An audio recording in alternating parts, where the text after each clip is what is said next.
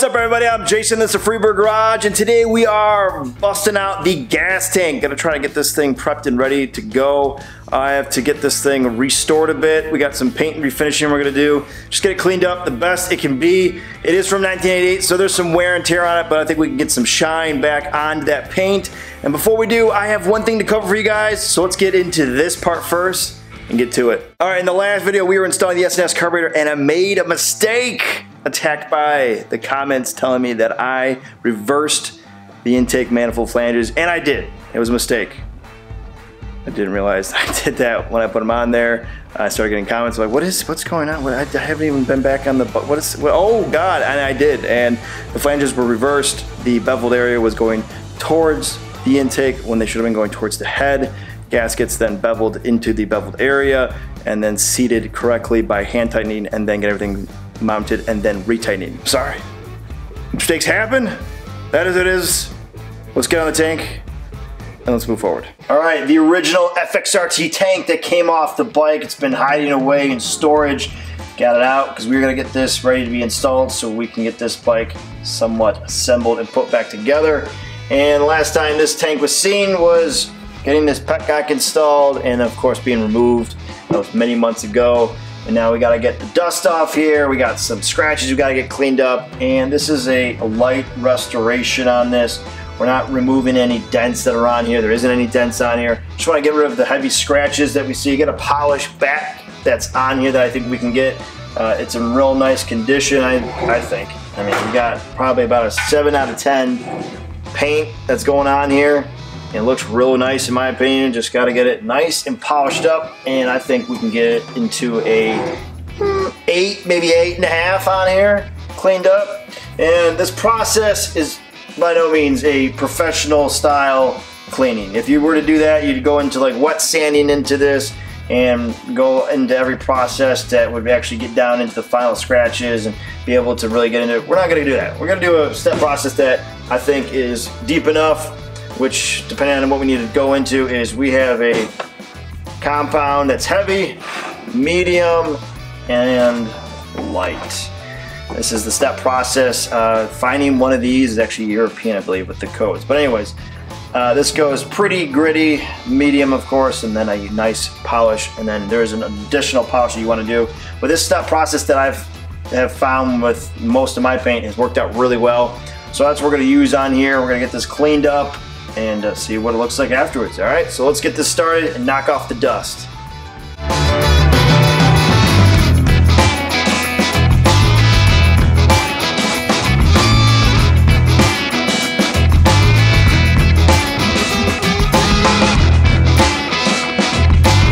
All right, we're gonna start off with the 101 Meguiar's, the heavy cut. We're gonna go over the black area, get this all cleaned up. Try to stay away from the pinstriping here. This has just got some age to it, and back then they didn't even shoot it correctly. They got bleeding coming off the pinstripes right here, and then the mismatch marks they got going on here when they try to connect, and it's like thin to thick. It doesn't look like it's been reshot. This definitely looks like it's original on here. Just want to make sure that we don't hit that too hard with the heavy cut, because you can go through and essentially rub it away and back down to the black. So we're gonna start off with that, see how it gets us.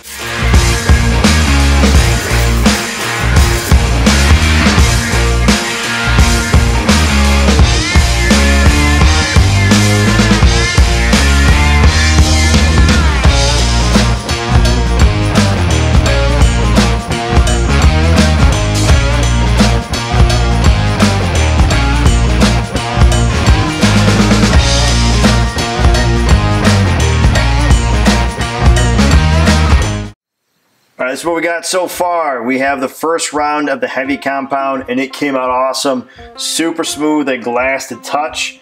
Feels great on there. And then we got over here the original. You can see all the heavy gouging that the tank dash did from sitting out over time, and that has been removed from that heavy compound.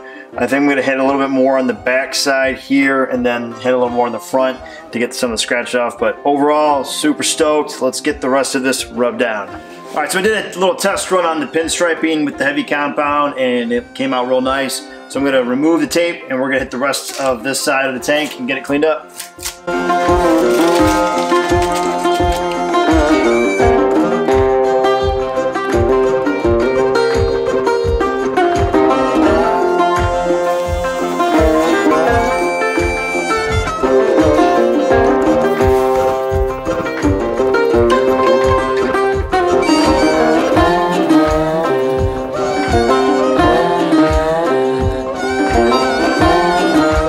right, same process on the right-hand side now. I got some blemishes up here. I'm gonna hopefully get that smoothed out and get this all cleaned up.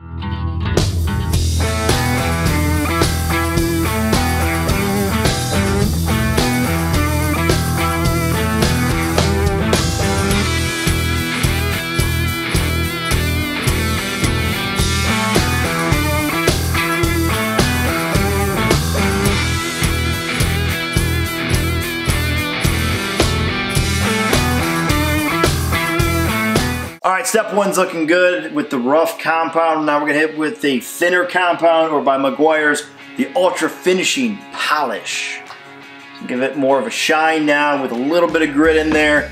Let's hit it, let's see how it looks.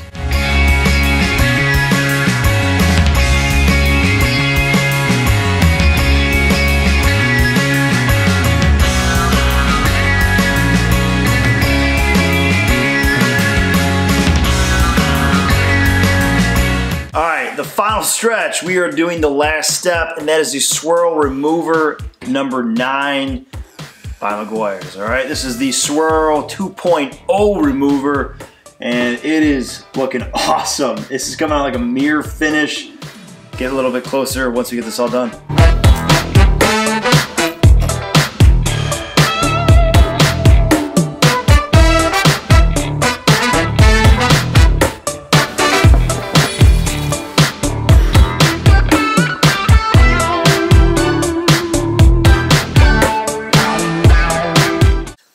All 3 steps are done, and this came out fantastic. Let's check it out. Look at that. Ooh. Red is back, and so is the black. Show you guys the other side.